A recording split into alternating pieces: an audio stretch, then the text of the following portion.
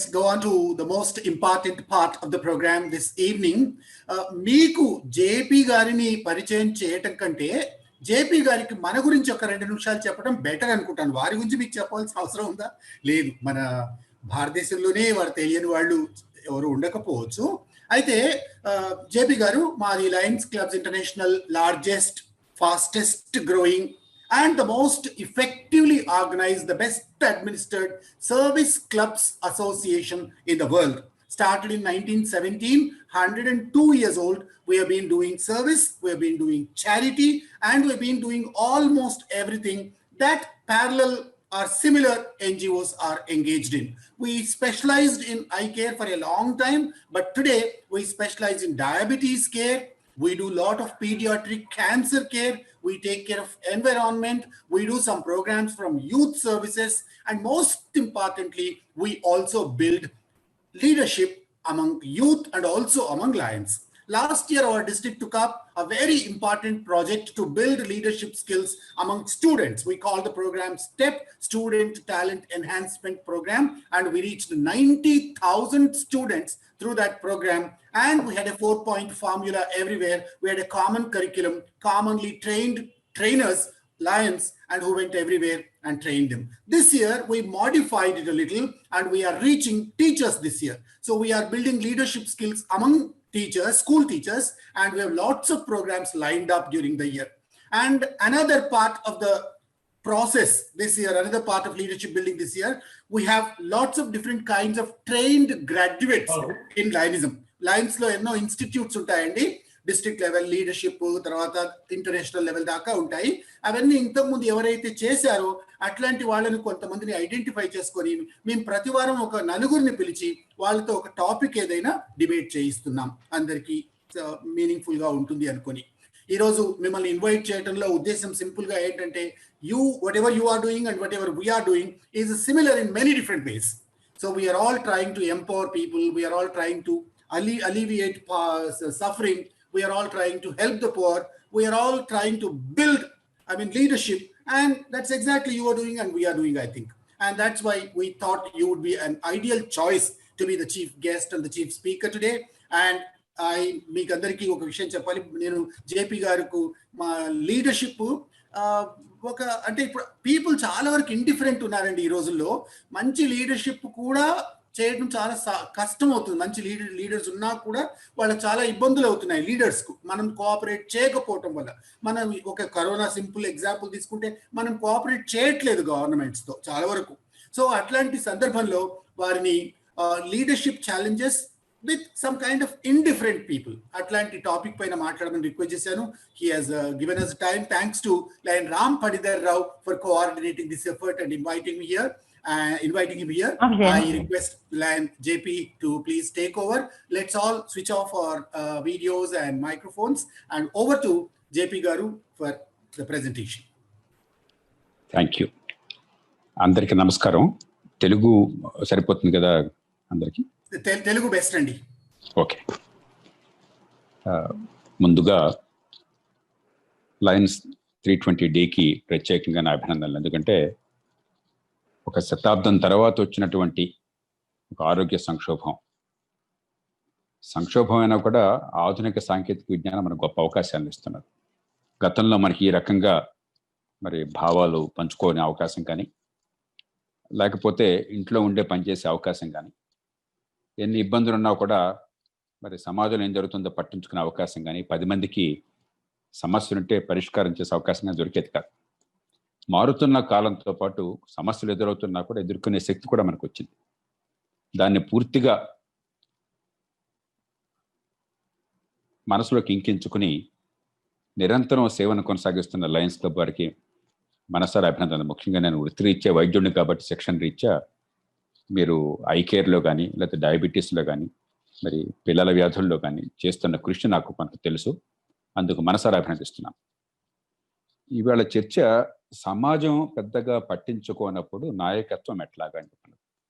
నేను చాలా సంక్షిప్తంగా 3-4 అంశాలు ప్రస్తావించిన తర్వాత, మీకు తెలియని విషయాలు ఏం కాదు, సమర్థమైన నాయకత్వానికి సమాజంలో 14 లక్షల మంది లయన్స్ సభ్యులే ఉదాహరణ ప్రపంచం అంతా కూడా. కాకపోతే మన ఆలోచనలో కొంచెం స్పష్టత రావడం కోసం మనకు తెలిసిన అంశాలే కొన్ని మీ ముందు పెట్టిన తర్వాత సమయం ఉంటే ఒక పావు గంట ప్రశ్నోత్తరాలకి కేటాయిద్దాం. ఎందుకని సమాజం పట్టించుకోలేదు అనుకుంటున్నాం, నేను ఒప్పుకోవట్లేదు, ఆ చర్చలోకి వెళ్ళద్దు ఇప్పుడు. కానీ ఒకవేళ అనుకున్నంత సమాజం పట్టించుకోవట్లేదని చెప్పంటే ఏమిటి కారణాలు అన్వేషిద్దాం. మొదటిది, వ్యక్తి ఉన్నతి, సమాజ ప్రగతి రెంటికి మధ్య ఎప్పుడైతే మనం మన మనసుల్లో ఆ రెంటికి మధ్య తేడాను మనం చూస్తామో, అంటే ఇది వేరు అది వేరు. నేను ఎదగాలని చెప్పంటే సమాజం గురించి పట్టించుకోలేను, నా బతుకుది నేను చూసుకుంటాను, నా వ్యాపారం చూసుకుంటాను, నా ఆదాయం చూసుకుంటాను, నా వృత్తి నా కెరీర్ చూసుకుంటాను. సమాజం గురించి పట్టించుకోవాలంటే వ్యక్తికి ఎదగడం కష్టం. అలాంటి క్లాష్ ఎప్పుడైతే ఉంటుందో మన మనసులో, అప్పుడు సమాజం పట్టించుకోదు. దీనికి పరిష్కారం ఒకటే, సమాజం అన్నది ఎక్కడి నుంచి వచ్చింది కాదు. మానవ సమాజానికి ఉన్న ప్రత్యేక లక్షణం ఏమిటంటే, జంతువుల్ని మించి, జంతువులు సహజంగా జన్యువులతో వచ్చినటువంటి ఇన్స్టింక్ట్ వల్ల కలిసి పనిచేస్తాయి వేటాడేటప్పుడు మరికొన్ని సందర్భాల్లోనూ. కానీ మనకి దానికి అతీతంగా అన్ని సందర్భాల్లో ముక్కు మొహం తెలియని వాళ్ళు కూడా లక్షల మంది కలిసి సహకరించుకునే అవకాశం మానవ జాతికి మాత్రం వచ్చింది ఈ భాష వల్ల, వాక్కు వల్ల. ఒకరి భావాలు ఒకరికి చెప్పే అవకాశం ఉండటం చేత, ఒక తరం నుంచి ఇంకో తరానికి మనం నేర్చుకున్నది పంచే అవకాశం ఉండటం చేత నిరంతర ప్రగతి, విస్తృతమైన స్థాయిలో సహకారం సాధ్యమైనాయి. దానికి ఈ వ్యక్తి ఉన్నతి, సమాజ ప్రగతి రెంటిని సంధానించడం మనిషికి మాత్రమే వచ్చిన అద్భుతమైనటువంటి ప్రక్రియ.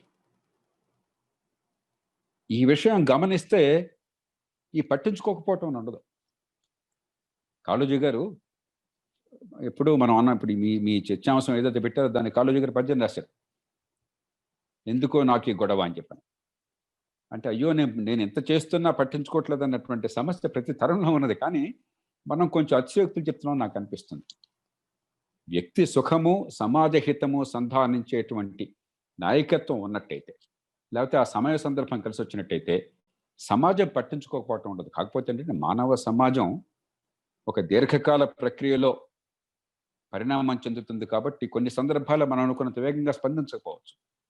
ఆఫ్టర్ ఆల్ స్వతంత్ర పోరాటంలో మహాత్మా గాంధీ కానీ ఇతర నాయకులు కానీ చెప్పింది ఏమిటి, అరే తెల్లవాడేవాడయ్యా మన పరిపాలించడానికి, మన బతుకు మనం చూసుకోగలం కదా అని చెప్పని.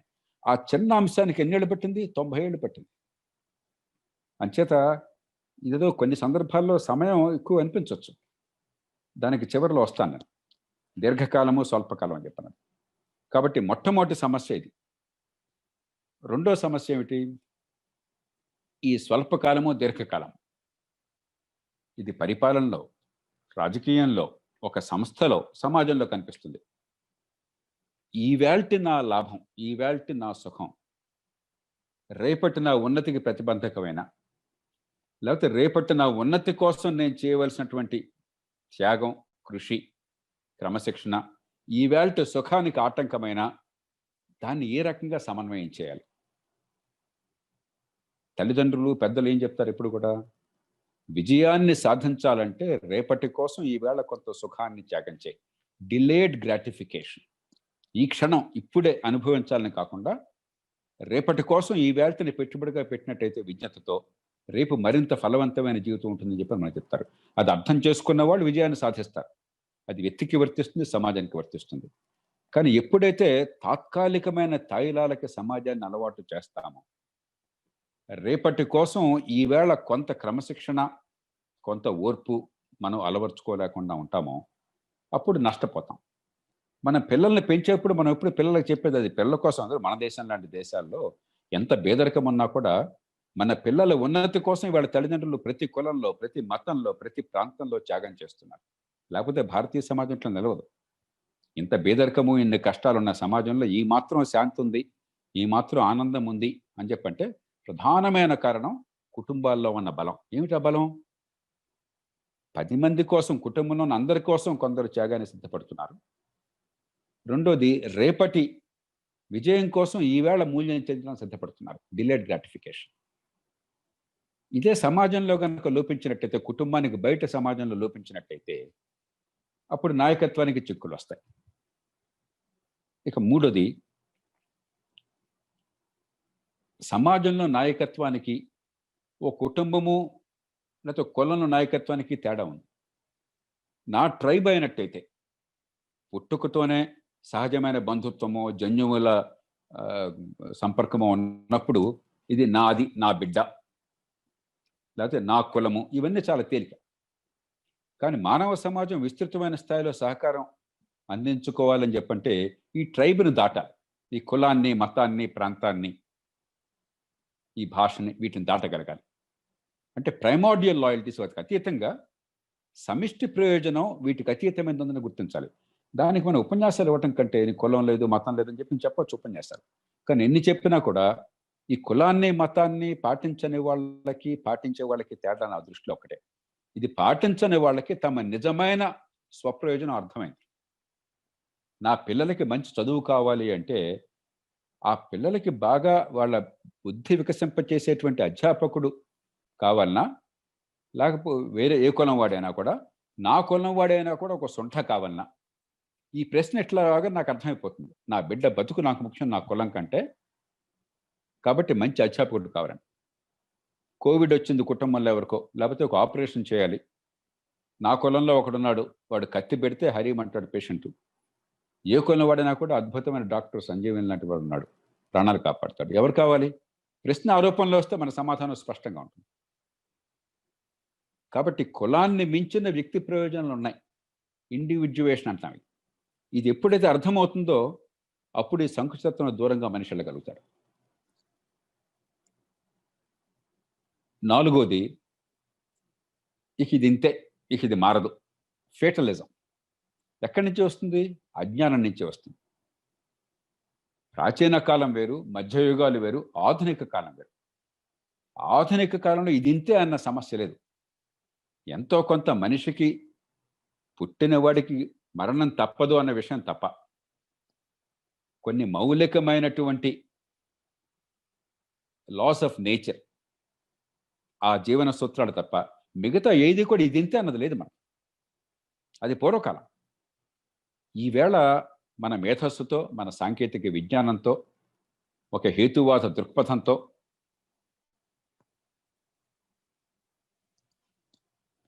Am I audible? Hello. Yes, sir. Yes, sir.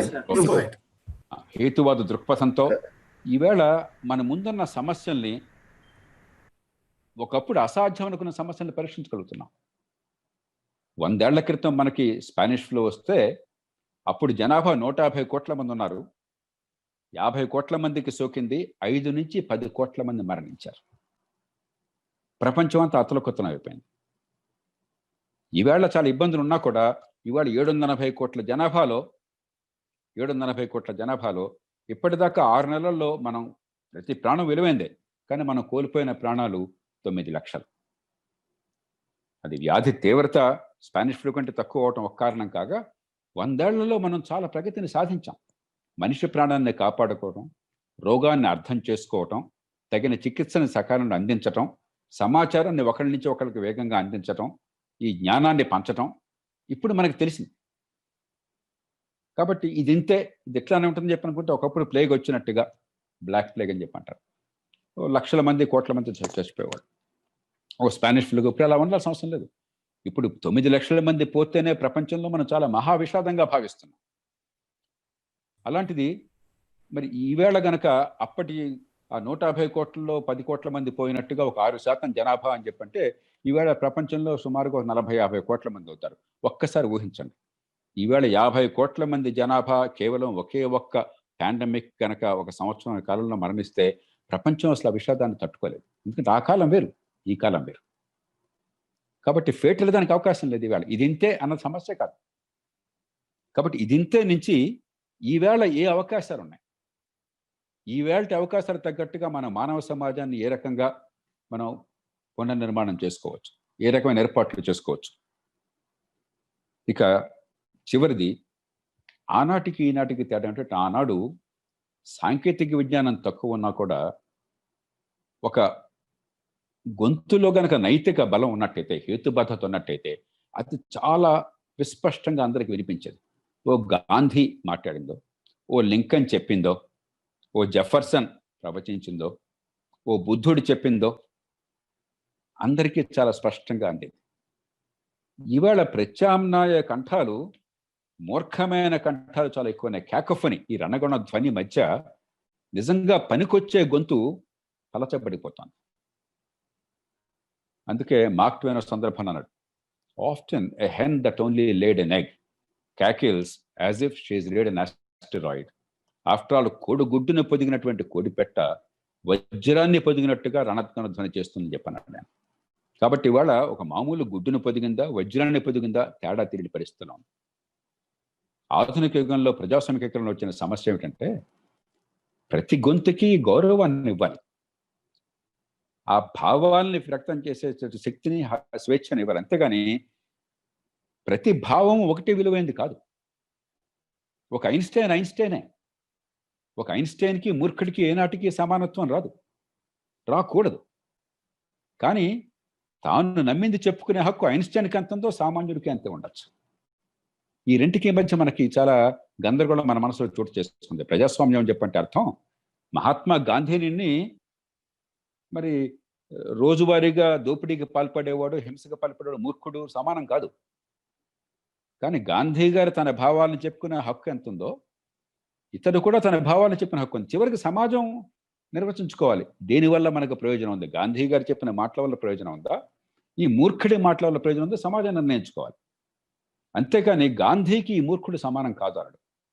కానీ ఈవేళ అతి ప్రజాస్వామికీకరణ జరగడం చేత ఈ సోషల్ మీడియా వగైరా దానిలో ఆ ఫ్లిక్కది బటన్తో పరమూర్ఖుడు చాలా నాసిరకమైన భావాలని ప్రచారం చేయగలడు, మహాజ్ఞాని తాత్వికుడు చాలా ఉదాత్తమైన పరిణతి చెందిన భావాలని ప్రచారం చేయగలడు. రెంటికి సమానంగా మనం భావిస్తే, రెంటిని సమానంగా భావిస్తే సమాజం ప్రమాదంలో పడుతుంది. ఈ 5 ఎప్పుడైతే ఉన్నాయో అప్పుడు కొంత నిరాసక్తత సమాజంలో, నాకెందుకు అనే భావన అనిపిస్తుంది. కానీ నేను నిరాశావాదిని కాదు. నాయకత్వానికి కొన్ని నిర్వచనాలు ఉన్నాయి. నాయకత్వం ఊరికే పదవి కాదు, లేకపోతే గాంభీర్యము కాదు. తాత్కాలికమైన ప్రయోజనాల మీదే ధ్యాస పెట్టకుండా దాంతోపాటు దీర్ఘకాలిక ప్రయోజనాల కోసం 10 మందిని సమాయత్తం చేసేదే నిజమైన నాయకత్వం.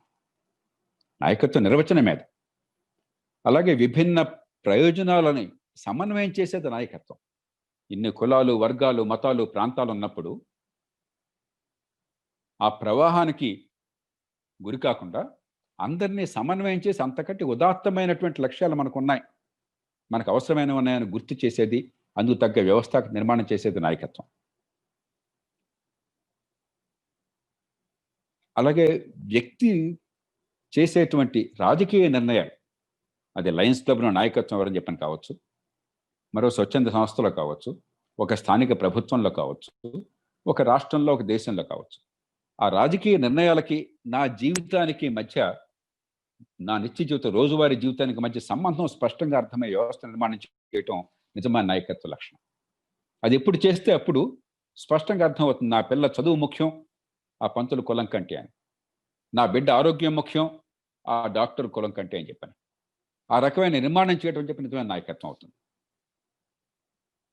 ఇక నిరాశని వీడి ఆత్మస్థైర్యంతో, ఆత్మవిశ్వాసంతో, భవిష్యత్తు పట్ల ప్రగాఢమైన విశ్వాసంతో నడిపేది నాయకత్వం. ఈ మధ్య బిల్ గేట్స్ ఒక మాట అన్నాడు, నేను దాన్ని పూర్తిగా అంగీకరిస్తున్నాను. మనం అందరం కూడా స్వల్పకాలంలో అద్భుతమైన ఫలితాలు సాధించగలమని చెప్పని కొంచెం జరిగేదాంతో పోలిస్తే ఎక్కువగా ఆశిస్తాం. దీర్ఘకాలంలో వచ్చే ఫలితాలను తక్కువగా అంచనా వేస్తాం. స్వల్పకాలంలో ఎక్కువ అంచనా వేస్తాం, దీర్ఘకాలంలో తక్కువ అంచనా వేస్తాం.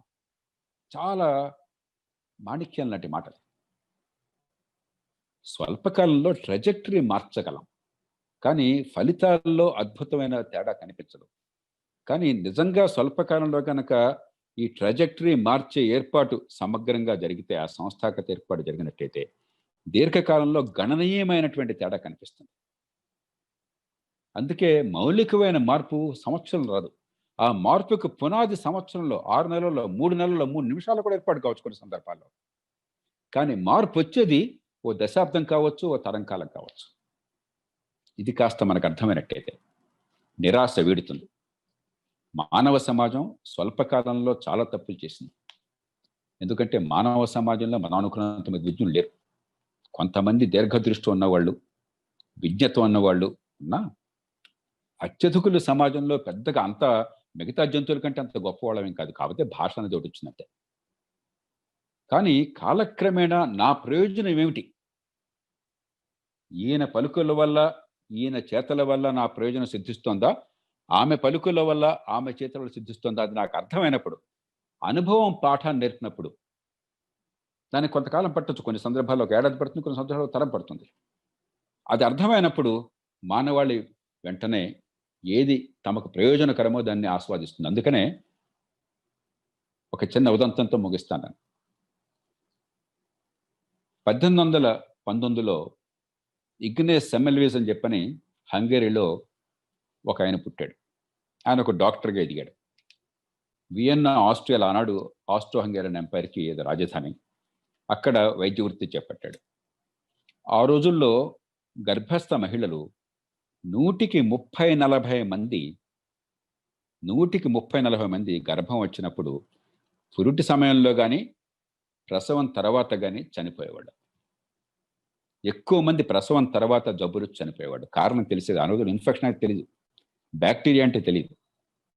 ఈ సెమెల్విస్ కొన్ని పరిశోధనలు చేసి కారణం తెలియకపోయినా, బ్యాక్టీరియా ఇంకా తెలియకపోయినా కూడా ఏదో వ్యాధి అనేది ఒకళ్ళ నుంచి ఒకళ్ళకు సోకుతోందని అర్థం చేసుకుని, చేతులు శుభ్రంగా కడుక్కుందామయ్యా, ఒక పేషెంట్ని మనం చూశాక ఆ పేషెంట్కి సాయం చేశాక ఇంకో పేషెంట్ దగ్గరికి వెళ్ళే ముందు చెప్పని ప్రతిపాదించాడు. ఇంత చిన్న అంశం. ఈ మాట తోటి డాక్టర్లు చెప్పే ప్రయత్నం చేశాడు. ఆ డాక్టర్లంతా వేళాకోళం చేశారు. ఆయన నవ్వారు. ఏమయ్యా నువ్వు మాకు చెప్తున్నావు, చేతులు కడుక్కోమని చెప్పిన పిచ్చడు అయిపోయావని చెప్పన్నారు. ఆయన్ని పిచ్చివాడి కింద జమ కట్టారు. పిచ్చి ఆసుపత్రిలో చేర్చారు. ఈ మధ్య కాలం దాకా పిచ్చి ఆసుపత్రిలో చేర్చారంటే చావు కొట్టేవాళ్ళు. ఇక ఆ రోజుల్లో మీరు అర్థం చేసుకోగలరు. 160 ఏళ్ల క్రితం ఆయన్ని చావు కొట్టారు పిచ్చి ఆసుపత్రిలో. చివరికి ఆయన దెబ్బలకి చనిపోయాడు 1865లో. కానీ ఇదే మానవ సమాజం. అది ఎవరు మామూలు సమాజంతో మాట్లాడలే ఆయన. యూరప్లో అప్పటికే పారిశ్రామిక విప్లవం వచ్చింది. యూరప్లో సామాన్యంతో మాట్లాడలా, డాక్టర్లతో, ప్రాణాలని కాపాడే అవసరం ఉన్నవాళ్ళు, బాధ్యత ఉన్నవాళ్ళు, విజ్ఞాన శాస్త్రాన్ని పాటించేవాళ్ళు, వాళ్ళతో మాట్లాడినా కూడా వాళ్ళని ఒప్పించలేకపోయినాడు. కానీ 20 ఏళ్ళు గడవగానే సెమెల్విస్ పోయాక ముగ్గురు వచ్చారు. లూయి పాస్చర్, కొన్ని పేర్లు ప్రసిద్ధం మనకి. లూయి పాస్చర్, రాబర్ట్ కోక్, మూడో ఆయన లిస్టర్. ఈ ముగ్గురు పూర్తిగా ఈ రంగంలో ఆరోగ్యాన్ని మార్చేశారు. పరిశుభ్రత, వ్యాధి క్రిములు, ఒకరి నుంచి ఒకళ్ళు సోకకుండా ఏ రకంగా మనం పారిశుధ్యాన్ని పాటించాలి, ఈ విషయం ప్రపంచం అంతా సర్వవ్యాప్తమైంది. సెమెల్విస్ కాలంలో విఫలం అది. ఆయన తన ప్రాణంతో మూల్యం చెల్లించాల్సి వచ్చింది.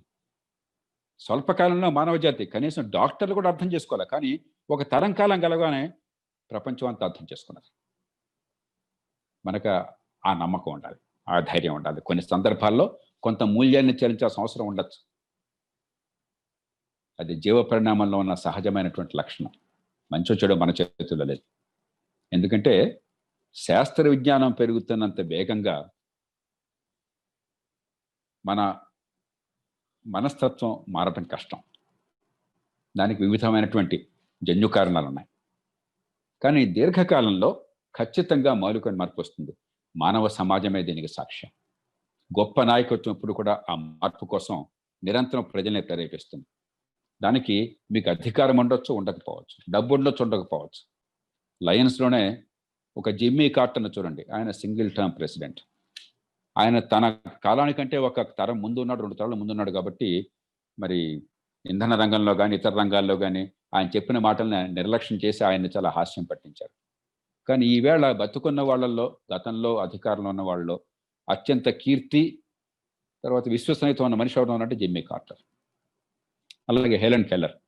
వ్యక్తిగతంగా ఎన్ని ప్రతిబంధకాలు ఉన్నా కూడా వాటిని ఆమె అధిగమించి లక్షల మందికి ఆవిడ జీవితకాలంలో తర్వాత కూడా మార్గదర్శకులైంది. నిరంతరం సమాజంలో అలాంటి వాళ్ళు ఉన్నారు. వారిని పట్టించుకోకపోవటం అనేది ఉండదు. తాత్కాలికంగా కీర్తో, డబ్బో, అధికారమో రావచ్చు, రాకపోవచ్చు. కానీ దానివల్ల వాళ్ళకి లాభ నష్టాలు లేవు సమాజానికే. పాడి అవు కదా అని చెప్పని మనం ఆ గొడ్డును పట్టించుకోకపోతే దాణా వేయకపోతే నష్టపోయేది ఆవు కాదు, ఆవు పాల వల్ల లాభం పొందేవాళ్ళు. విజ్ఞత గల సమాజం ఎక్కడ పాడి ఉంటుందో, ఎక్కడ లాభం ఉంటుందో, ఎక్కడ గొడ్డు మంచిదో ఆ గొడ్డుని పోషించుకుంటుంది. ఎక్కడ సమర్థ నాయకత్వం ఉంటుందో, 10 మందికి పనికొచ్చేటువంటి మార్గాన్ని చూపెట్టే సామర్థ్యం ఉన్నదో, దాన్ని ఎక్కడ పోషించుకుంటే, ఏ సమాజంలో పోషించుకుంటే ఆ సమాజం వేగంగా ఎదుగుతుంది. అలా పోషించుకోకుండా మూర్ఖత్వాన్ని నెత్తిన పెట్టుకుంటే కొంతకాలం నష్టపోతాం, కానీ కాలక్రమేణా తెలుసుకుంటాం ఖచ్చితంగా. దాన్ని వేగిరిపరచడం మనందరి లక్ష్యం. ఆ ప్రయత్నాన్ని లయన్స్ క్లబ్ కానీ ఇతర స్వచ్ఛంద సంస్థలు కానీ నిరంతరం చేస్తున్నాయి. మీ అందరూ కూడా మీ వ్యాపారాలు, వృత్తులు, మీ జీవితం అవి చూసుకుంటూ వ్యక్తి సుఖాన్ని, ఔన్నత్యాన్ని, సమాజ హితాన్ని సంధానం చేస్తున్నారు. మంచి నాయకత్వానికి ఇదే సరైనటువంటి నిర్వచనం. అందుకు మనసారా అభినందిస్తూ, మీ ప్రశ్నలు ఏమైనా ఉంటే వాటిని ఆహ్వానిస్తూ నేను సెలవు తీసుకుంటున్నాను.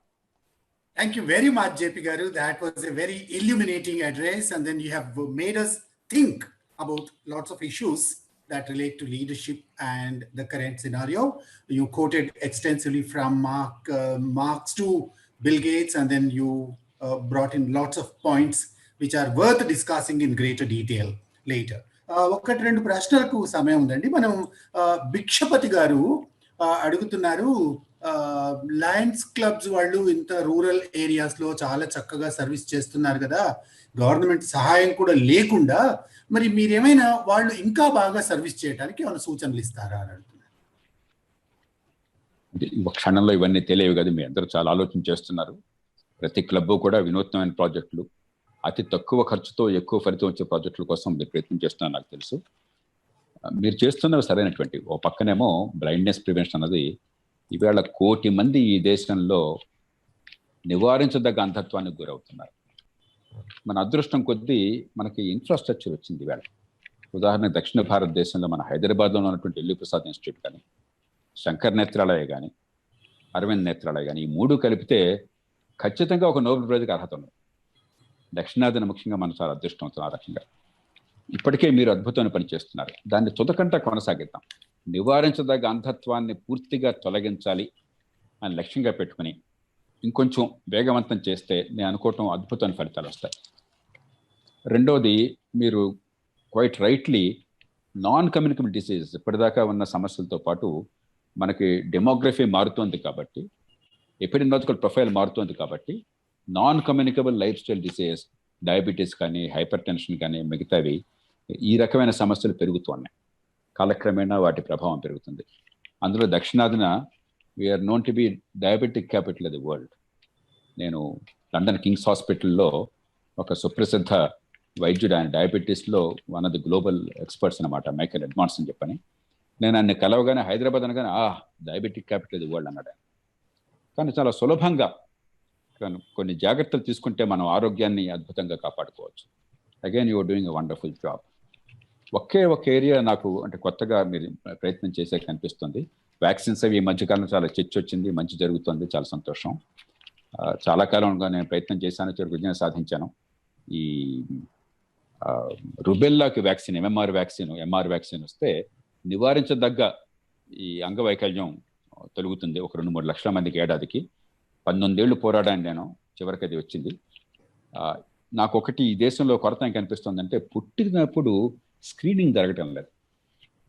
మనకి నివారించదగ్గ వ్యాధులు పుట్టినప్పుడు వచ్చే మెటబాలిక్ డిజార్డర్స్, కొన్ని జెనెటిక్గా వచ్చే జబ్బులన్నీ కొన్ని మనమేం చేయలేం. కానీ కొన్ని పుట్టుకతో వెంటనే గుర్తించినట్టయితే పెద్ద ఖర్చు లేకుండా ఆ బిడ్డ పొద్దున మానసికంగా కానీ ఇంకా ఇతరత్రా కానీ ఆ బిడ్డ నష్టపోకుండా మనం ఏర్పాటించవచ్చు. ఉదాహరణకి పుట్టుకతో హైపోథైరాయిడిజం ఉందనుకోండి, ఆ థైరాయిడ్ డెఫిషియన్సీ పుట్టుకతో ఉన్నట్టయితే వెంటనే కనుక మనం చూస్తే ఆ బిడ్డకి ఏమీ కాదు. చూడకపోతే క్రెటినిజం వస్తుంది, మెదడు పోతుంది, శరీరం పోతుంది. అట్లాగే మరికొన్ని ఫినాల్క్యూటినియా ఉన్నది, మరికొన్ని వ్యాధులు ఉన్నాయి. అవి కనుక సకాలంలో గుర్తించగలిగినట్టయితే, ప్రపంచమంతా స్క్రీనింగ్ చేస్తున్న ఇండియాలో దొరకటం లేదు. ఇది ఒక పైలట్ బేస్ మీద మీరు చేస్తే, అందులో మనకి CCMB ఉన్నది, నేను కూడా వారితో మాట్లాడతాను. అలాంటి సంస్థ దగ్గరలో ఉంది కాబట్టి వారి సాంకేతిక విజ్ఞానం తీసుకుని పెద్ద స్థాయిలో మనం చేయలేకపోయినా కూడా డాక్యుమెంట్ చేసి మనం రీజనబుల్ స్కేల్లో పైలట్గా చేసినట్టయితే రేపు పొద్దున ప్రభుత్వాలు దేశవ్యాప్తంగా దీన్ని చేపట్టడానికి అవకాశం ఉంటుంది. ఇది ఒక కొరత కనిపిస్తుంది, దయచేసి మీరు ఆలోచించండి. ఇలా మనం తలుచుకుంటే బోల్డ్ ఉన్నాయి మనం చేయవలసినవి. Thank you very much. ఇంకా చాలా మంది లోక్ సత్తా పార్టీ ఫ్యూచర్ గురించి, కరెంట్ లీడర్షిప్ క్వాలిటీస్ గురించి చాలా మందికి వాల్యూస్ లేవు సమాజంలో అని ఇట్లా రాస్తున్నారు. కానీ వాటికి 1 నిమిషంలో 6 నిమిషంలో సమాధానాలు ఇవ్వలేం. కాబట్టి ఇక్కడ ఒక చిన్న విద్యార్థి అనుకుంటాను, అభినయ అనే అమ్మాయి మిమ్మల్ని అడుగుతుంది, నేను దేశ సేవ చేయాలనుకుంటున్నాను, కానీ నా అకాడమిక్స్ అఫెక్ట్ అవుతుంది. I'm unable to manage my academics simultaneously. So what do you advice? Ananya అన్నారు కదా, అభినయ. అభినయ మనకి సమస్య మహాత్మా గాంధీ గారి వల్ల వచ్చింది. గాంధీ గారిని మనం అంతా ప్రేమిస్తాం, గౌరవిస్తాం. కానీ ఆయన అనుకోకుండా మన మనసులో ఏం ప్రవేశపెట్టారంటే, దేశం కోసం ఏమన్నా చేయాలంటే వ్యక్తిగతంగా అన్ని నువ్వు త్యాగం చేసేయాలి. వ్యక్తిగతంగా మనం అన్ని త్యాగం చేసేయలేం కాబట్టి, మహాత్మా గాంధీలం కాలేం కాబట్టి మనం ఏమీ చేయొద్దు. ఇది ప్రపంచంలో ఎక్కడ అట్లా ఉండదు. ప్రపంచంలో దేశ సేవ, సమాజంలో మంచి కోసం జరిగే పని మన జీవితం అవిభాజ్యం. ఇది వేరే అది వేరు కాదు. ఏమిటి మనం దేశ సేవ అంటే అందరికీ మంచినీళ్ళు అందాలి, దీనిలో పెద్ద గొప్ప విషయం ఏముంది? లేకపోతే వ్యాధులు రాకుండా ఉండాలి, వ్యాధి నివారణ కావాలి, లేకపోతే మన కరెంటు సరిగ్గా అందాలి, మురుగునీళ్ల పారుదల బాగుండాలి, రోడ్ల మీద గొంతులు ఉండకూడదు, పొల్యూషన్ ఉండకూడదు, ట్రాఫిక్ సరిగ్గా నడవాలి. దీనిలో గొప్ప విషయాలు ఏమున్నాయి? అసలు అంత నోబెల్ విషయాలు ఏమున్నాయి? ప్రాక్టికల్ కామన్ సెన్స్ ఇది. కాకపోతే మనం ఇంట్లో సొంతంగా చేసుకుంటే చాలదు కాబట్టి 10 మంది కోసం మనం చేయాలి. నేను ఎప్పుడు చెప్తుంటాను, మీరు ఎంత గొప్పవాళ్ళైనా, ఎంత విద్యార్హతలు పొందినా, వృత్తిలో ఎంత రాణించినా, వ్యాపారంలో ఎంత విజయం సాధించినా, ఎంత డబ్బు సంపాదించినా, ఆకాశాన్ని అంటే అందమైన మేడ కట్టినా కూడా పక్కింటి పోరగాడిని కుట్టిన దోమ మీ ఇంటికి వస్తుంది, మిమ్మల్ని మీ పిల్లల్ని కుడుతుంది. మీకు ఆ డెంగీ వ్యాధనో, లేకపోతే చికెన్ గున్యానో, లేకపోతే మలేరియానో మీకు తెస్తుంది. ఆ దోమని మీరు మాత్రం సొంతంగానే దాన్ని అదుపు చేయలేరు. 10 మంది కలిపి చేసుకోవాల్సిందే. సమాజ సేవ చేయడం అంటే గొప్ప విషయం ఏం కాదు, దోమను అదుపు చేయడం. అది సొంతంగా నా ఇంట్లో మాత్రం నేను చేయలేం కాబట్టి 10 మందికి కలిసి అలా చేసుకోవాలని చూడటం. ఆ రకంగా ఆలోచిస్తే వ్యక్తిగతంగా మీ జీవితంలో మీరు కలిగే కలలు, సమాజంలో 10 మంది కోసం జరగాల్సిన పనులు, ఈ రెంటికి మధ్య అవినాభావ సంబంధం ఉంది. ఒకటి ఇంకొక దానికి ప్రతిబంధకం కారాదు. ఈ ప్రాక్టికల్ పేట్రియాటిజం అర్థం చేసుకోవాలి. ఇది చేసుకుంటే మనకి జీవితంలో చాలా సమస్యలు పరిష్కారం అవుతాయి. మనకి దేశం అనగానే పెద్ద భారతమాత, 140 కోట్ల జనాభా ఇలా ఆలోచించద్దు. ప్రపంచం అంతా కూడా మంచి టీచర్ ఉంటే దే సెలబ్రేట్ హర్. గొప్ప టీచర్ అని చెప్పి, గొప్ప ఫైర్మెన్ ఉంటే దే సెలబ్రేట్. మీరు 10 మందికి పనికొచ్చే పనిని ఏ స్థాయిలో చేసినా కూడా ఒక ఆదర్శంగా, వినూత్నంగా చేస్తే అది గొప్ప ప్రక్రియ. అంతకంటే గొప్ప పెద్ద విషయాలు మాట్లాడక్కర్లా. మన దేశంలో చాలా పెద్ద విషయాలు ఎక్కువ మాట్లాడి అసలు జరగవలసిన విషయాలు మర్చిపోతున్నాం. So redefine patriotism, understand the role and the relationship between the citizens goals and the societies goal. Thank you JP garu. ఇంకా అమర్నాథ్ రావు గారు, ఈవి రమణ గారు, నరేంద్ర రెడ్డి గారు మీ పార్టీ గురించి, ఈరోజు నాయకుల్లో ఉన్న అవినీతి గురించి, అవినీతి రాహిత్య సమాజాన్ని నిర్మించడం గురించి ఇట్లా చాలా ప్రశ్నలు అడిగారు. కానీ ఇవి ఇక్కడ సమాధానం ఇవ్వడానికి మీకు తగిన సమయం ఉండకపోవచ్చు. కాబట్టి చివరి ప్రశ్న అనిత గారు అడుగుతున్నారు. One of the very serious problems in the society today is that of orphans. So despite all that governments are doing and NGOs are doing, the problem of orphans is, I think, not getting resolved. What do you advise? మనకి రకరకాల అంచనాలు ఉన్నాయి. ఒక అంచనా ప్రకారం కొంచెం అంటే కొద్దిగా లిబరల్ ఎస్టిమేట్ చేశారు, కొన్ని కోట్ల మంది స్ట్రీట్ చిల్డ్రన్ ఉన్నారని చెప్తున్నారు. ఇది it's an off shoot of poverty, object poverty. మనకి బలమైన కుటుంబ వ్యవస్థ ఉన్నా కూడా మరి పేదరికం, దుర్భరమైన దారిద్ర్యం ఒక పక్కన, రెండో పక్కన నాకు బాగా గుర్తుంది మణిహార అని చెప్పి విజయవాడలో ఉండేవారు, చనిపోయాడు ఆయన. ఆయన బ్రిటిష్ దేశస్తుడు, మన దేశంలో అమ్మాయిని పెళ్లి చేసుకుని విజయవాడలో ఈ ఆర్ఫన్స్ కోసం చెప్పి ఆయన సెంటర్ పెట్టారు. ఆయన చాలా చక్కటి మాట చెప్పాడు. నాకు అప్పటిదాకా నాకు కూడా అర్థం కాల. ఈ స్ట్రీట్ చైల్డ్, ఆర్ఫన్ వేరు, తల్లిదండ్రులు ఆలన పాలన లేకపోతే అది కొంచెం సులభమైన సమస్య, దానికి కష్టమైనా కూడా అంత కష్టం కాదు. కానీ ఇల్లు వదిలిపెట్టి వెళ్ళిపోయిన వాళ్ళు ఉంటారు, చిన్న వయసు. మన కుటుంబాల్లో కూడా ఎవరో ఒకళ్ళు ఉంటారు. ఆయన అన్నాడు, చిన్ననాడే వాళ్ళంతా కూడా మనం చాలా పెద్ద వయసులో కూడా ధైర్యంగా తీసుకునే నిర్ణయాన్ని తీసుకున్నారు. వాళ్ళు మిగతా సమాజంతో, కుటుంబంతో సంబంధాలను వదిలేసుకుని మేము స్వేచ్ఛాజీవులుగా ఆకాశంలో ఎగిరే పక్షుల్లాగా మేము వెళ్ళిపోతామని బతకడానికి అలవాటు పడ్డారు. అది సామాన్యమైన నిర్ణయం కాదు. అలాంటి వాళ్ళని మళ్ళీ జనజీవన స్రవంతులకు పెట్టాలంటే కేవలం వాళ్ళకి భోజనం పెట్టడం, వాళ్ళకి ఏదో ఒక గూడి ఇవ్వటం చాలదు. వాళ్ళ మనస్తత్వాన్ని అర్థం చేసుకోవాలి. బలవంత పెట్టకుండా దీని ప్రయోజనం వాళ్ళకి అర్థమయ్యేట్టుగా మనం చేసి క్రమక్రమంగా దానికి పద్ధతి చెప్పాను. ఆ వివరాలకు నేను వెళ్ళను.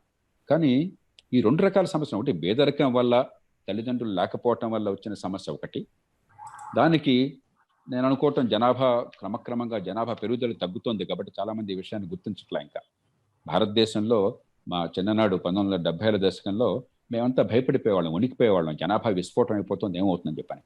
ఈవేళ నా కంటికి స్పష్టంగా పరిష్కారం గోచరిస్తోంది.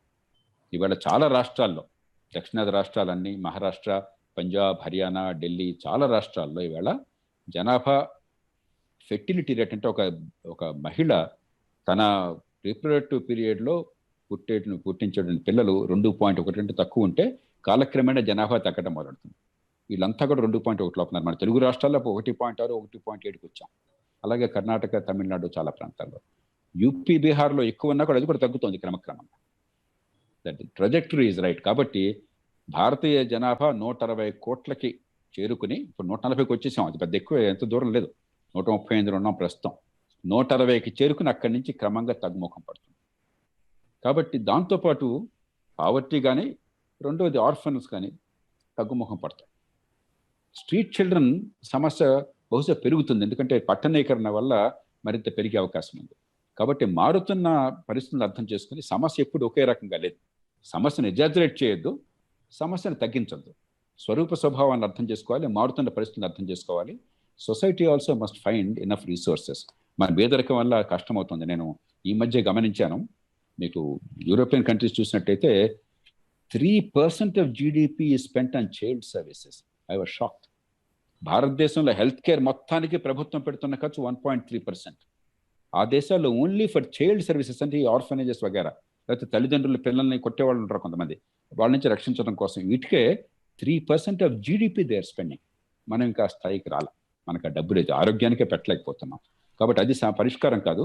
The only viable solution is religious and voluntary organisations.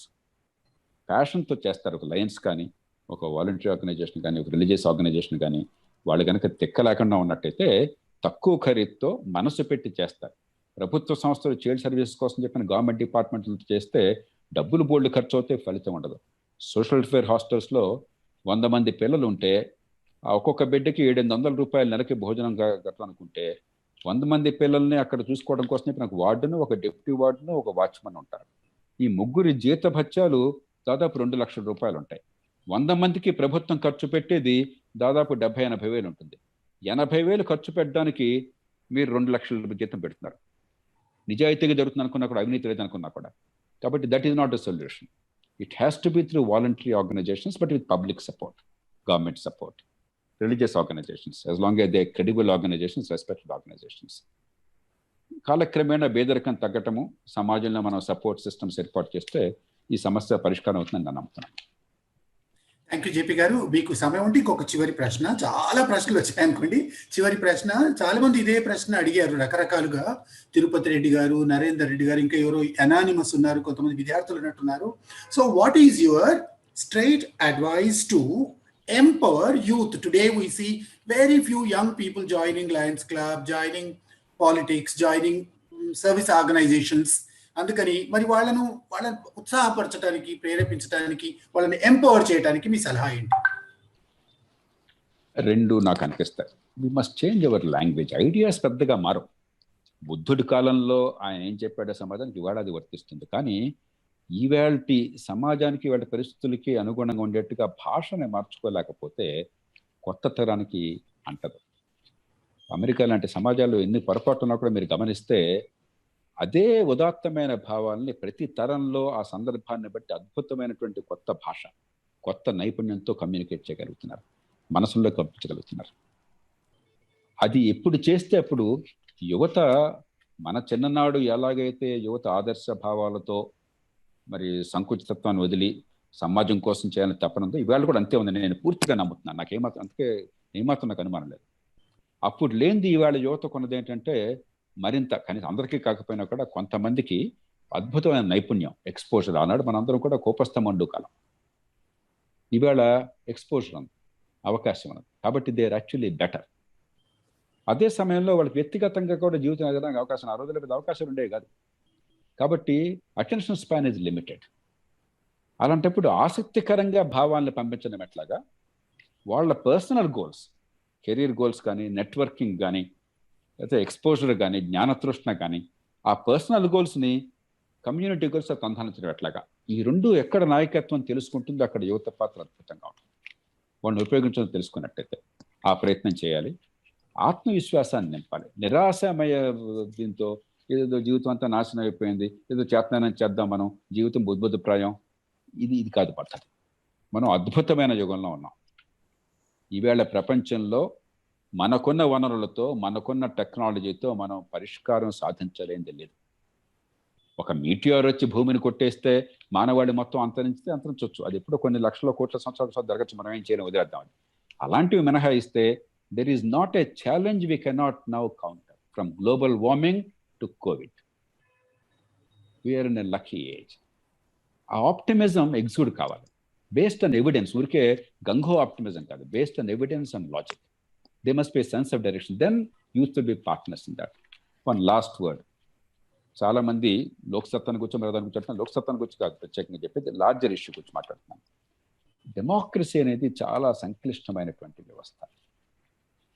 ఒకరికొకరు ఎరగని మనుషులు లక్షల మంది, ముక్కు మొహం తెలియని వాళ్ళు, తమ జీవితాలను తాము చూసుకోవడమే కష్టంగా ఉన్నవాళ్ళు, సమిష్టి ప్రయోజనాల కోసం రాజకీయ నిర్ణయాలు తీసుకుని ప్రతినిధులను ఎన్నుకోవటం, వాళ్ళు కూర్చుని అందరి కోసం హేతుబద్ధ నిర్ణయాలు తీసుకోవటం, వాటిని సమర్థంగా అమలు చేయటం, ఇవన్నీ ఆటోమేటిక్గా జరిగేవి కాదు, ఆషామాషి కాదు. This is an extraordinary miracle. మనం అనుకుంటున్నాం ఓటు అనేది ఇవ్వగానే, అరిచే హక్కు ఇవ్వగానే మనకు డెమోక్రసీ వచ్చేసింది అనుకుంటున్నాం. కాదు, we only scratch the surface. ఎప్పుడు డెమోక్రసీ నిలుస్తుంది? నా ఓటుకి, నా జీవితంలో నాకు జరిగే లాభ నష్టాలకి మధ్య సంబంధం నా మనసులో స్పష్టంగా అర్థమైతే అప్పుడు డెమోక్రసీ నిజమవుతుంది. భారత్ మాత, గ్రాండ్ ఇష్యూస్ ఇవన్నీ celebratory, there are no consequence. నేను ఎప్పుడు చెప్తుంటాను, నేను 5th ఫ్లోర్ అపార్ట్మెంట్లో ఉంటాను. ఇక్కడ లిఫ్ట్ పనిచేయలేదు అనుకోండి, నేను మరుక్షణం గొడవ పెట్టి ఆ లిఫ్ట్ పనిచేసేదాకా ఊరుకోను. ఎందుకంటే లిఫ్ట్ పనిచేయకపోతే నా మొక్కలు నొప్పెడతాయి. వృద్ధాప్యంలో మా తల్లిగారు లిఫ్ట్ లేకపోతే ఇంట్లోకి రాలేదు, కదలలేదు. నేను డబ్బులు కడుతున్నా ప్రతి నెల మెయింటెనెన్స్. మనం అందరం కలిసి మంచి మనిషిని పెట్టుకున్నాం, మీరు చూడండి అని చెప్పి ఆయన ముందుకు వస్తే, ఆయన చేశాడు లేదంటానికి ఆయన కులం, ఆయన మతం మరొకటి కాదు. ఆ లిఫ్ట్ పనిచేస్తుందా లేదా, నా ఇంటికి వాటర్ సప్లై రోజు వస్తుందా లేదా, నీళ్ళు లేకపోతే నడవదు. లోకల్ ప్రాబ్లం వల్ల కరెంట్ అందులోనుకోండి, నడవదు. నేను ఎవరిని ఎంచుకున్నానో ఆయన వీటిని సమర్థంగా చేయగలుగుతున్నాడు లేదా, అది నాకు ఎప్పుడైతే అర్థమవుతుందో కులాలు, వర్గాలు, మిగతావి డబ్బులు అన్నీ పోతాయి. నేను వేసే ఓటుకి, నా రాజకీయ నిర్ణయానికి, నాకు రోజువారీ జీవితంలో వచ్చే ఫలితాలకి మధ్య సంబంధం అర్థం కావాలి. ఢిల్లీలో కొంతమేరకు అదే జరిగింది. లోక్సత్తా విషయంలో జరగంది ఏంటంటే, మనకి దేశంలో ఒక వినూత్నమైన ప్రయోగాన్ని చేశాం. నగర ప్రాంతాల్లో 10% ఓటు వచ్చింది, గ్రామాల్లో 1% వచ్చింది. దానికి కారణాలు మన దగ్గర తెలుసు. ఢిల్లీలో ఏమైంది, ఆ 10% 30%కి వెళ్ళింది. ఎందుకని? ఢిల్లీ ఒక్కటే భారతదేశం మొత్తంలో స్వపరిపాలన ఉన్న స్థానిక ప్రభుత్వం. ఢిల్లీ ముఖ్యమంత్రి మన దేశంలో అందరికంటే బలవంతుడైన మేయర్, ప్రపంచంతో పోలిస్తే చాలా బలహీనుడైన మేయర్, పెద్ద అధికారులు. కానీ మన దేశంలో అన్ని స్థానిక ప్రభుత్వాల కంటే ఎక్కువ అధికారులు వివిధ కారణాల వల్ల ఢిల్లీ ప్రభుత్వానికి వచ్చినాయి. ఎప్పుడైతే వచ్చినాయో ఢిల్లీలో వేసే ఓటుకి, ఢిల్లీ ప్రజలకి రోజువారీ జీవితానికి మధ్య సంబంధం గోచరించింది స్పష్టంగా. అందుకే మార్పుకి నాంది పలికారు. ఆ పార్టీ ఇష్టమా కాదా విధానాలు పక్కన పెట్టండి, రాజకీయ ప్రక్రియలో కొంత మార్పు వస్తున్నది. 2014లో వచ్చిన దానికంటే 2019లో వచ్చిన ఓటు ఉంది, 2020లో వచ్చిన ఓటు నా దృష్టిలో ఇది, నేను ఏదైతే చెప్తున్నానో దాన్ని పూర్తిగా రుజువు చేస్తున్నది. లేకపోతే 2020లో గెలవడం అసాధ్యం. ఎందుకని? ఈ ఓటు వల్ల నా జీవితంలో ఈ మార్పులు స్పష్టంగా వస్తున్నాయి. ఎప్పుడైతే అది అర్థమైందో ప్రజలు, కనీసం నగర ప్రాంతాల్లో కాస్త ఆలోచన, కొంత డబ్బుకు లొంగని వాళ్ళు, కొంచెం కులానికి కొంతమంది అతీతంగా ఉండేవాళ్ళు ఉన్నారు కాబట్టి వాళ్ళంతా సంఘటితం కావడానికి అవకాశం ఏర్పడింది. స్థానిక ప్రభుత్వాలను మీరు కనుక బలోపేతం చేసినట్టయితే, ప్రతి కనీసం నగరాల్లో చేసినట్టయితే, ఓ హైదరాబాద్లో, బెంగళూరులో, చెన్నైలో, ముంబైలో, పూణేలో, ఒక అహ్మదాబాద్లో చేసినట్టయితే, నేను గ్యారంటీగా చెప్తున్నాను, మీకు 5 ఏళ్లలో ఈ దేశంలో రాజకీయంలో మౌలికమైన మార్పు చూడబోతున్నారు. ఆ ఓటుకి నా జీవితానికి మధ్య సంబంధం అర్థమయ్యే రీతిలో మీరు స్థానిక ప్రభుత్వాన్ని బలోపేతం చేయకుండా ఉన్నంత కాలం ప్రజాస్వామ్యం అంతా కూడా మేడిపండులాగా ఉంటుంది. ఏదో పైపైన కనిపిస్తుంది, ఏదో కొంత స్వేచ్ఛ నిలబడుతుంది, మనం అరుస్తుంటాం, కోర్టు ఉంటే ఏదో హడావుడి జరుగుతూ ఉంటుంది. మౌలికమైన మార్పులు దేశంలో చాలా కష్టమవుతాయి. అంచేత మనం ఈ కేంద్రీకృతమైనటువంటి ఈ సింబాలిక్ ప్రజాస్వామ్యం స్థానంలో నిజమైన ప్రజాస్వామ్యం, దానిలో సమస్యలు ఉంటాయి, హెచ్చు తగ్గులు ఉంటాయి, కొన్ని చోట్ల బాగా నడుస్తుంది, కొన్ని చోట్ల మంచి నాయకత్వం వస్తుంది. కానీ లైన్స్లో ఎంతమంది ఉన్నారు నాయకులు? మీరు ఎవరన్నా ప్రభుత్వంలో మంచి పని జరగాలని చెప్పంటే పోయి అర్జీ పెట్టుకునే వాళ్ళుగా ఉన్నారు, కానీ అక్కడ మీరు ఛాలెంజ్గా తీసుకుని చేయడానికి అవకాశం మీకు ఎవరిని ఇస్తున్నారా? What in insult. ఇంతమంది ప్రాబ్లమ్ సాల్వర్స్ ఉన్న సమాజంలో, ఇంతమంది మేధస్సు అనుభవం ఉన్న సమాజంలో ఎవడో అక్కడ కూర్చున్న ఒక అధికారో లేకపోతే మనం ఓటేసి కర్మదాలకు పెట్టుకున్నటువంటి వాడు మాత్రమే చేయగలంటే ఎట్లాగా? వాడు చేయలేడు, సమర్థుడైనా చేయలేడు. మనం పూనుకోవాలంటే మనకు పాత్ర ఉండాలి. మనకు పాత్ర ఉండాలి, స్థానిక ప్రభుత్వాలకు అధికారం ఉండాలి, కనీసం నగరాలన్నా కూడా. That is the heart of the issue. It's not about one party, one individual. మన పార్టీలు తిట్టిపోయొచ్చు, రకరకాల వాళ్ళ బాధలు వాళ్ళకున్నాయి. But there is a reason why things are happening the way they are happening. మన దేశంలో జరుగుతున్న తీరున ప్రపంచంలో ప్రజాస్వామ్యం ఎక్కడ పెట్టినా సరే ఇంత కేంద్రీకరణ చేసి, చట్టబద్ధ పాలన లేకుండా చేసి, జవాబుదారితనం లేకుండా చేసి, ఓటుకి జనం జీవితానికి సంబంధం లేకుండా చేసి, మీరు స్వేచ్ఛనిచ్చి న్యాయం అనేది అందకుండా చేయండి. అన్ని దేశాల్లో అనతి కాలంలో మన దేశంలో ఉన్న పరిస్థితి వస్తుంది. There is nothing unusual about it. It's logical, it's mathematical. We have to reverse it. జపం చేస్తే లాభం లేదు. అందుకే నాలాంటి వాళ్ళం వ్యవస్థలో నిర్దిష్టమైన మార్పులు ఎందుకు కావాలో శాస్త్రీయంగా, సోదాహరణంగా, రుజువులతో నిరంతరం పోరాడుతున్నాం. క్రమక్రమం కొన్ని వస్తున్నాయి, కానీ చాలా నెమ్మదిగా వస్తున్నాయి. చాలా కాలం పోరాడిన తర్వాత ఇప్పుడు విద్యా విధానం అన్న మంచిది వచ్చింది. I completely welcome it. అమలు కావాలే కానీ కనీసం మార్పుకు నాంది పలుకుతుంది. ఇప్పటిదాకా అధ్వానం చేసాం విద్యని మనం.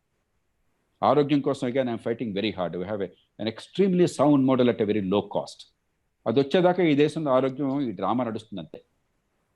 So there are specific answers, practical answers within our resources, acceptable answers. మన దృష్టి దాని మీద కాకుండా పొద్దునుంచి సాయంత్రం దాకా ఎట్లాగొట్ల మ్యాస్ మొబిలైజేషను, ఎట్లాగొట్ల వేలంవేరులో దింపటము, ఎట్లాగొట్ల ఓటు పొందటము. ఈ 15 రోజులుగా టీవీ చూసారా మీరంతా? నేను అదృష్టం కొద్దీ టీవీ చూడను, వార్తలు చూడను. పొరపాటున పెడితే నాకు ఎంత సిగ్గేసిందండి ఈ 15 రోజులుగా భారతదేశంలో ఛానల్స్. ఏం డ్రామా జరుగుతుందండి భారతదేశంలో? ఇదా పబ్లిక్ డిస్కోర్స్? ఈ డిస్కోర్స్లో డెమోక్రసీ నిలుస్తుందా? జనం బుర్ర బాగుపడుతుందా? రాజకీయ పార్టీలు దానికి స్పందించడమా? బాంబేలో, మహారాష్ట్ర రాజకీయం అంతా కంగనా రనౌత్ చుట్టూ తిరుగుతుందా? లేకపోతే మరో చోట ఇంకోటి అవుతుందా? What kind of an ugly vulgar thing. అంటే మనం అంటే మనకు అంత సెల్ఫ్ రెస్పెక్ట్ లేని సమాజంలో మన బతుకులు, మన ఆరోగ్య వ్యవస్థ, మన ఆర్థిక వ్యవస్థ, మన దేశంలో భవిష్యత్తు గురించి ఆలోచన లేకుండా ఈ డ్రామాల్లో పడిపోయి తేలుతూ ప్రజాస్వామ్యం బాగుపడాలని చెప్పంటే మిరకల్ ఏమైనా, మ్యాజిక్ ఏమన్నా? There are ways of doing it. We have to bring back relevance of politics to our lives. There is no substitute to that. There is no magic formula in that. దయచేసి నేను సంక్షిప్తంగా చెప్పాల్సి వస్తుంది, సమయం లేదు కాబట్టి. కానీ మీరంతా అనుభవం ఉన్నవాళ్ళు, విజ్ఞత ఉన్నవాళ్ళు, దయచేసి లోతుగా ఆలోచించండి. On another occasion, we'll discuss the deeper issues of public life in our country. But please do not lose heart. I'm a great optimist. Despite everything, we have done reasonably well as a democracy, but we could do much, much better. And there's a way of doing it. Let's fight for that. I wish you all the very best. Thank you. Thank you, JP Garu. I think you have made us think, you have made us look deeper into issues, and most importantly, you have struck a very positive, optimistic note at the end, and you have given us some very simple tips that we can immediately implement to begin seeing changes. Thank you very much. That was quite an illuminating, inspiring, motivating, and thought-provoking address. Thank you for sparing your time. ఇంకా చాలా ప్రశ్నలు చాలా మంది అడిగారు, కానీ సమయం లేదు కాబట్టి దయచేసి మీరు అందరూ క్షమించాలి. మళ్ళీ ఒకసారి అవకాశం ఉన్నప్పుడు జేపీ గారిని చాలా సమయం తీసుకొని పిలుద్దాం. We will have a detailed discussion and all topics of public interest. Thank you very much, sir. Thanks a lot.